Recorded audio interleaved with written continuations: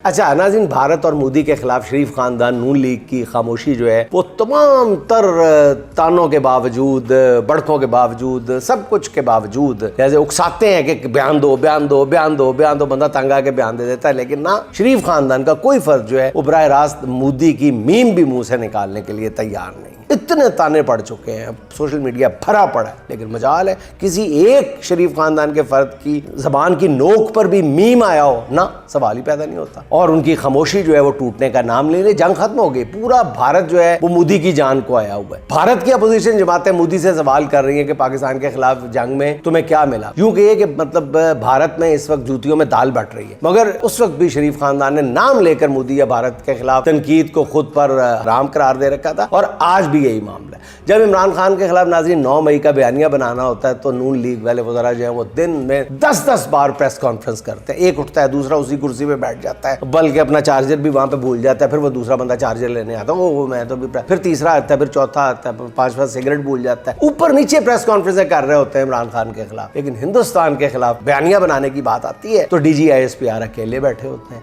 किसी नून लीग की वजीर ने खुशदार वाक़े के बाद न्यूज कॉन्फ्रेंस करके कौम को यह नहीं बताया कि दहशतगर्दी के इस वाक़े में नंगे चिट्टे अंदाज में हिंदुस्तान मुलव्वस। भारत और मोदी से नून लीग की मोहब्बत किसी की समझ में नहीं आ रही। मतलब कई लोगों की समझ में तो बहुत अच्छी तरह से आ रही है, लेकिन आवाम ये समझने से कासिर है कि यार एक बयान ही दे दो, फोका सा दे दो, बिल्कुल मरियल सा बयान दे दो, लेकिन ना, सवाल ही पैदा नहीं होता। ऊपर से अब ढिठाई का आलम देख। मरियम कहती है कि पाकिस्तान को इतना नुकसान भारत के हमले से नहीं पहुंचा जितना 9 मई पर PTI ने मुल्क को पहुंचा दिया था। अस्तगफिरुल्लाह। पहले भी इसका 2 दिन से इस बयान की मजम्मत हो रही है, उसके बावजूद मरियम साहबा जो है वो इसकी वजाहत करने के लिए तैयार नहीं है।